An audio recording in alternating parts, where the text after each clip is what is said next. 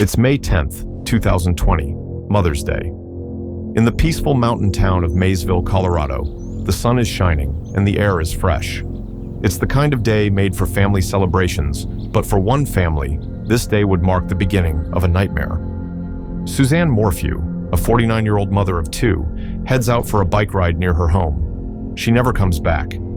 Her husband, Barry, reports her missing that evening, and just like that, a mystery unfolds that will grip this small community for years.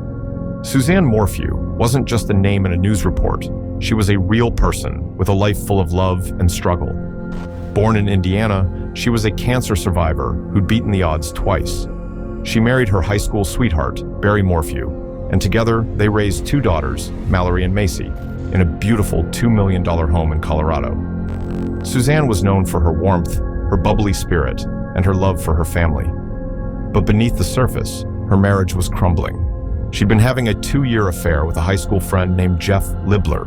Barry Morphew, then 52, was a former firefighter turned landscaper and construction business owner. In 2022, 2 years after Suzanne's disappearance, Barry moved away from Colorado to Arizona, but as her next of kin, he received the autopsy report that would soon thrust him back into the spotlight. Let's step into Suzanne's world. Just days before she vanished, she texted her husband Barry, "I'm done. I could care less what you're up to." She was ready to end their 25-year marriage, a sign of deep unrest. Meanwhile, she was texting her lover, a high school friend, saying, "You're the only real love I've known." Her affair, exposed in court documents, showed her longing for connection amid a troubled marriage. During a preliminary hearing, it was revealed that Suzanne had sent Jeff Libler 59 texts the day before she disappeared. When you found out that Suzanne was having an affair, what was your first thought? My heart was broke. My heart was broken. I didn't believe it. Anybody that knows her wouldn't have believed it, and I didn't believe it until they showed me proof. I made them prove it because they kept lying to me about other things. I thought, well, this is another lie to get me to say something, and I made them prove it, and it was just heartbreaking. The following footage captures the initial response of law enforcement after Suzanne Morphew was reported missing. At the time, Barry was out of town on a work trip, approximately 150 miles from their home, as evidenced by hotel and business surveillance footage.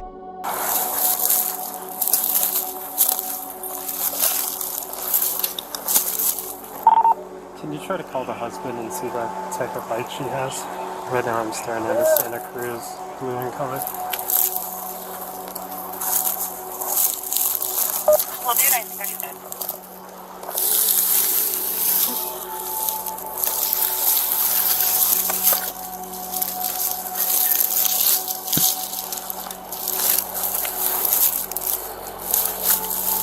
Something's up with this front tire. Deputies Damon Brown and Sergeant Lamine Mullinax found Suzanne's blue mountain bike on a steep slope off a road near Highway 50, less than half a mile from the Morphew family home. The bike was lying on its side, with twisted handlebars and its front tire pointed downwards into a ravine. Notably, no blood, skid marks, or signs of a struggle were observed at the scene, raising questions about whether the bike was staged or not. Okay, so I'm the daughter's boyfriend. Okay. And I'm here. Is this your truck? That's my truck. Somebody check it out. Never mind, I got something here. So you haven't seen the mom at all, have you? Yep, so the two daughters are gone right now at the moment. The dad is in Denver for a job, and they text her because of Mother's Day, and they haven't heard. The text never went through, like it never delivered since this morning. And she's a big mountain biker. She normally takes her car, and her bike's normally in the back of that. It's gone. Was this open when you came here? The neighbor was here that opened it, and then she shut it, and she went back to her house. Her house is right over there. Okay. And then I came back and I opened it to come in the house. Okay. Yeah. Have you looked in the house? I have, yep. Alright, you looked through everything? Yes. You haven't found her? No. Okay. Alright. Has she ever gone up 225? Colorado Trail right there? Like, you know the big hill once you come off the highway? Well, she hasn't, and I haven't checked there yet because that climb at the beginning is really hard. Yeah. And I think that it would be out of characteristic for her to do that, but I I mean, someone needs to go there, I think. Why would you say this, like on camera? Well, because it's kind of a crazy, Okay. it's kind of a crazy climb to get up there. It's like not really rideable. You gotta push your bike before you can start riding. All right. Yeah.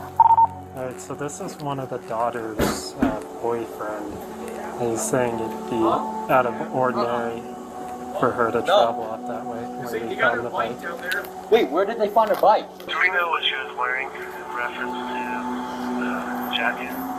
Do you know what she usually wears when she goes riding? She has a couple different sets of clothing in terms of what she wears riding, so I'm not sure exactly what she put on today. Okay, what are some of the outfits she wears? Blue shorts, like Okay. turquoise blue shorts. Can you pull her She up has on a- Instagram? In Yeah, one of her she has a biking blue pictures? helmet, which she always wears. Okay. A like turquoise blue helmet. You guys have her bike though, Yeah, we do. but not her. Not her. Okay. I know this is a weird question, but do Barry and Suzanne get along pretty well? You can answer honestly. You know, I think they've had some problems. Okay. Yeah, in the past. Like, just normal. Normal husband and wife type deal. I would They say. like talk about separating or anything They like have, yeah. that? I would, yeah. And you know this through. Through Macy. Yeah, I'm very Macy. close with her. Yeah, it's her daughter. important that you I know, point I know, you I tell know. them anything that Yeah. you know. In a notable moment, Miles Hardin was asked if Barry and Suzanne got along. Hardin's response, hinting at marital tensions, raised early suspicions about Barry, as Suzanne had confided to others about her unhappiness in the marriage and plans for divorce. Yeah, and he is in Denver for a work job. He's a landscaper, and he's got a big job in Denver. So that's where he is at right now. Okay. And Macy and the older sister Mallory are on a road trip. Where are they?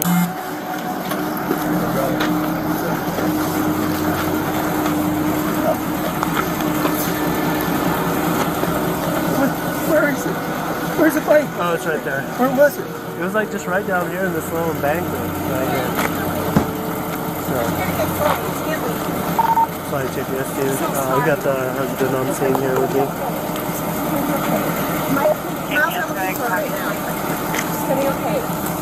I'm here with my daughter. She's at Barry's Oh, house. okay. All right, yeah, you can go down Was it there. a crash? I mean, the bike looked, the way it was laid, it kind of looked like it, but there's not really that much damage to the bike. That's the thing. Lion? Yeah, it was just like Was lying. it no lion? Mountain I didn't see anything that would I didn't see anything, and they're not letting us go over the side because we're getting attracted. dogs are bringing. Barry's questions about the bike and animal attack scenarios, combined with his perceived lack of emotional distress, were interpreted by investigators as potential indicators of involvement, though Barry maintained his innocence, claiming he was in shock and focused on finding Suzanne. And Barry, just, I know this is tough right now. Do you mind if I just get a driver's license for our report and stuff? Search and rescue's on their way. Hey, Barry, and then I'll probably need your help to kind of tell me some of the trails that she frequents so we can backtrack some of that stuff. Yeah. You know what I mean? I'm sorry. Oh, man. And she's an avid mountain biker, right? It's just started. She's been. And just for confirmation, you left this morning at 5. Okay. And she told you she was going to go bike riding? She bikes every day, yeah. Okay. She said she's going to bike when she gets up. So she was asleep in the bed when you left. Did you say bye to her or anything? No, she sounds Okay. always leave her. So the last time you probably actually saw her was this morning. That was it, right? Did A they lot of check people the house? coming. Did they, Yeah, they they've got. look through the house? Yeah, they got the house. So what we're doing is we're keeping people out of the house because if the dog comes, they want to get a scent from out of the house. Yeah. So they don't want to pollute that scent. So that way we can start trying. And I walked up this. Like I said, I didn't see anything out of the ordinary. Nothing looked like. I wonder if she was hurt, if she could climb up the hill. But that's the thing. When we came here, still was daylight, right? If we saw it coming in, somebody would have definitely seen it too, you know? Yeah, so my partner is actually the one that saw it and picked it up, but it was like the top of, it was weird because it feels like the top of the bike was like up this way. So maybe flipped. Maybe, I don't know, man. But the problem is, Go ahead. what's the thing about 4 o'clock in the morning? Or is that somebody on the phone? 5 o'clock. Oh, yeah, so we pinged the phone and it said the last activity was at 4 in the morning. Up here?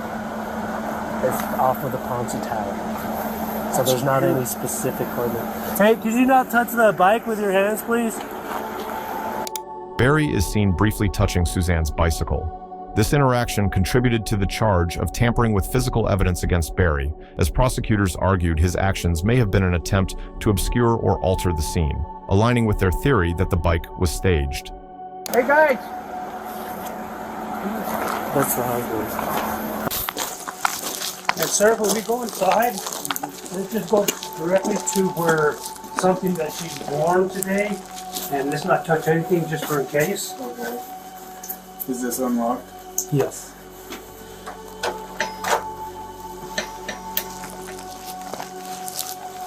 This moment was critical for investigators to establish a baseline for Suzanne's belongings and rule out items found elsewhere. It was the only time Barry was allowed inside after her disappearance was reported. Which way would that be? This way? Let me touch anything down there. These are all hers right here? Yeah. Have you got a plastic bag?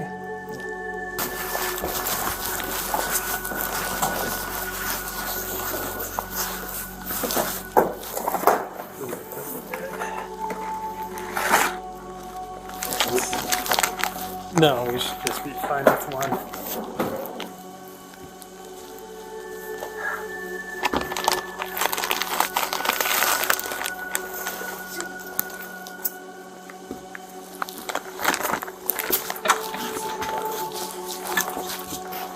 Thank you. Hey, Anthony. Can I speak to you over there once we get back?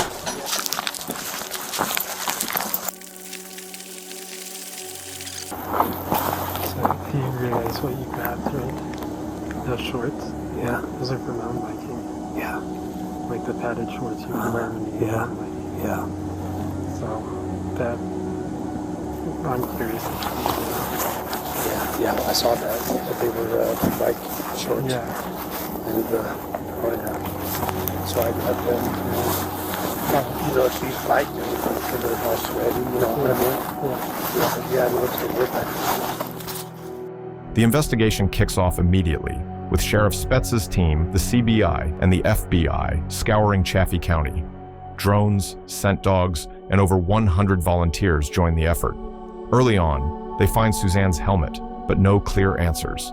The case emerged during a turbulent period marked by global and national crises. The COVID-19 pandemic dominated 2020, with Colorado under strict lockdown measures in May, impacting law enforcement resources and public attention. Despite that, the Colorado Bureau of Investigation never stopped working the case, even after setbacks, collaborating with federal, state, and local law enforcement to pursue justice. In October 2020, investigators discovered unknown male DNA on Suzanne's car and bike, partially matching a man linked to unsolved assaults in Arizona and Illinois. This revelation widened the suspect pool, introducing a new layer of mystery. Barry was initially cooperative, but became a suspect due to inconsistencies. Prosecutors theorized that Barry's primary motivation was jealousy and rage over Suzanne's affair with Jeff Libler, along with her desire to end the marriage. Cell phone data showing Barry's movements on May 9, 2020, was interpreted as a possible chase, supporting the theory of a crime of passion. He described their marriage as wonderful, despite her bad decisions, suggesting denial or minimization of their issues. Statement analysis of his interviews points to possible deception, but no formal psychological evaluations are available to confirm mental health issues or diagnoses. On the 5th of May 2021, almost a year after Suzanne's disappearance, Barry gets arrested for the murder of his wife. You're watching Fox 31 now. I'm Alex Rose. Breaking news that we've been following all morning. First broke by our sister station, Fox 21, down in Colorado Springs. Barry Morphew, the husband of Suzanne Morphew, who has been missing for nearly a year, has been arrested. We just got some information into our newsroom. He's facing charges of first-degree murder, tampering with evidence, and attempting to influence a public servant. Again, we are going to be all over this story throughout the day. In April 2022, the charges against Barry are dismissed due to prosecutorial misconduct. The DA's office failed to share critical evidence, like the unknown DNA, prompting a judge to throw out the case. Barry walks free, later filing a $15 million lawsuit against the county. But the dismissal was without prejudice, leaving the door open for charges to be refiled if new evidence emerged. This reset the case, but the CBI's persistence kept hope alive. A homicide case where no body is found is extremely difficult for the prosecution because you don't have a cause or manner of death. And a lot of the forensics that typically ties a defendant to a person's dead body isn't there. So the prosecution has to rely heavily on circumstantial evidence. On September 22, 2023, Suzanne's remains are found by accident in a shallow grave near Moffat, 40 miles from home, by a CBI team searching for someone else. The autopsy, completed days later on September 27th by the El Paso County Coroner's Office, took 7 months to release due to complex forensic testing. On April 29, 2024, it confirmed she was killed by a mix of butorphanol, azaparone, and medetomidine, animal tranquilizers found in her femur, chemicals that don't occur naturally in humans. These tranquilizers were the same ones Barry admitted to using in his deer antler harvesting. A 130-page arrest affidavit from 2021 had already spotlighted his access to these drugs, and now they're in Suzanne's bones. In plain terms, these drugs aren't common. They're used to knock out animals, and Barry had them. This suggests intent, not accident. While the autopsy unfolded, investigators quietly pursued the unknown DNA, a parallel track that could upend everything. Let's zoom out to the bigger picture, the justice system itself. Prosecutorial misconduct didn't just free Barry in 2022, it exposed cracks in how cases are handled. The dismissal wasn't about innocence, it was about failure to play fair. The DA hid evidence, and it cost them the case. Barry's lawsuit claims wrongful prosecution, spotlighting a system that can fail victims and the accused alike. The prosecutor who oversaw Barry's initial arrest, Linda Stanley, was disbarred after a 2-week disciplinary hearing.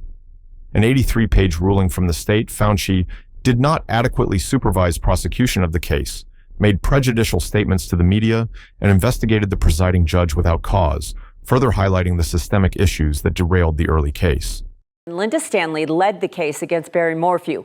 She faced complaints over her conduct and handling of cases that have now led the Office of Attorney Regulation Counsel to disbar her. Stanley dropped the charges just days before that trial started.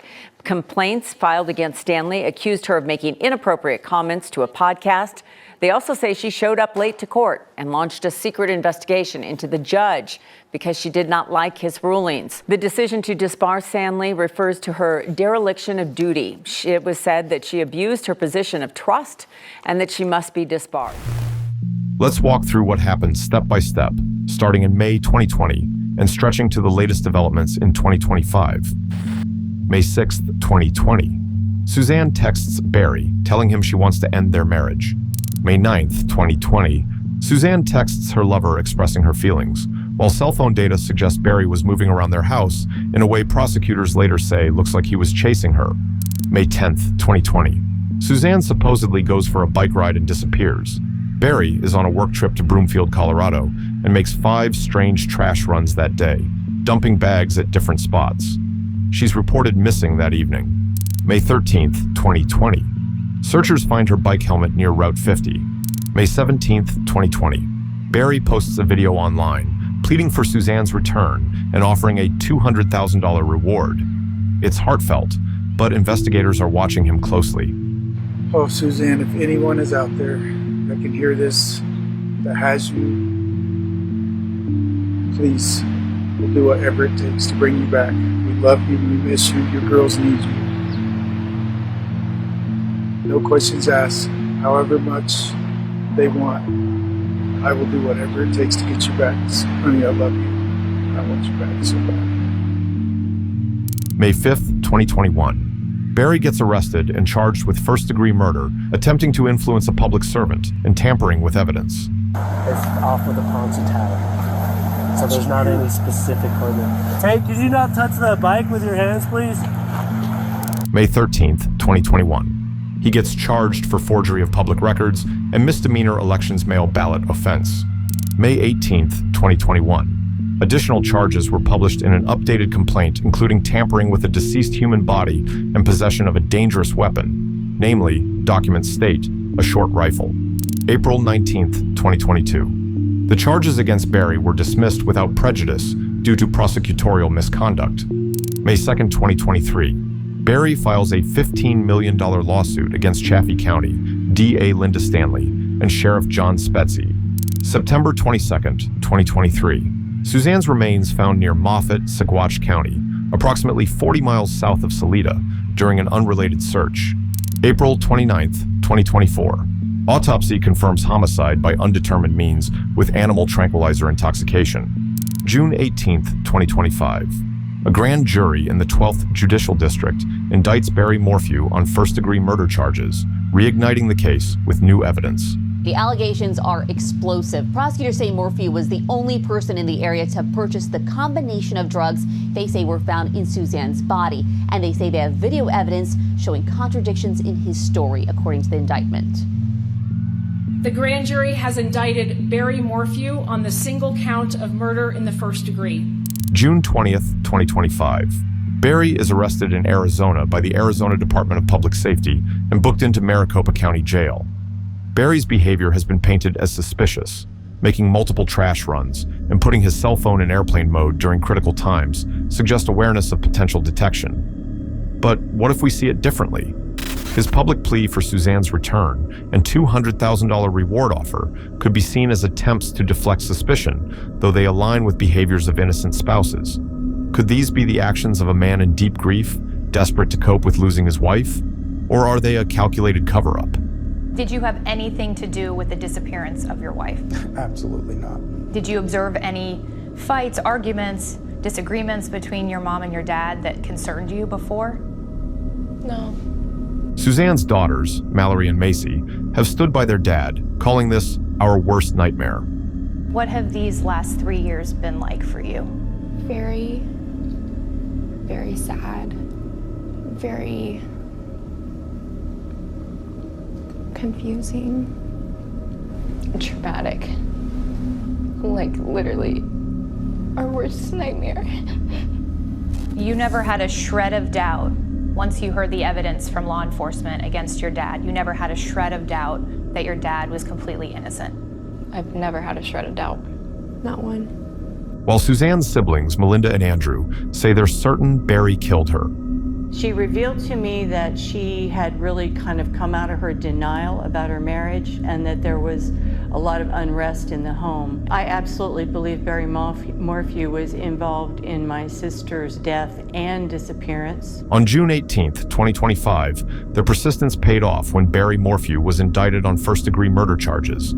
He was arrested 2 days later in Gilbert, Arizona, under the alias Lee Moore, with bond set at $3 million, cash only.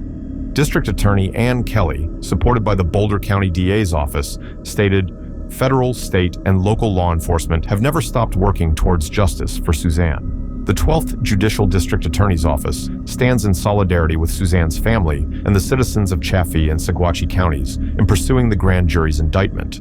As of June 21st, 2025, Barry Morphew is back in custody, facing trial for Suzanne's murder. The tranquilizer evidence, tied directly to his own statements, is damning, but that unknown DNA keeps the door cracked open.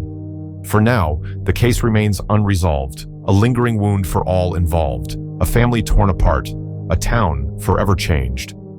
If you have information, contact the Chaffee County Sheriff's Office or the Colorado Bureau of Investigation. The designated tip line for this case is 719-312-7530, or you can email CDPS_Suzanne Morphew_tipline@state.co.us.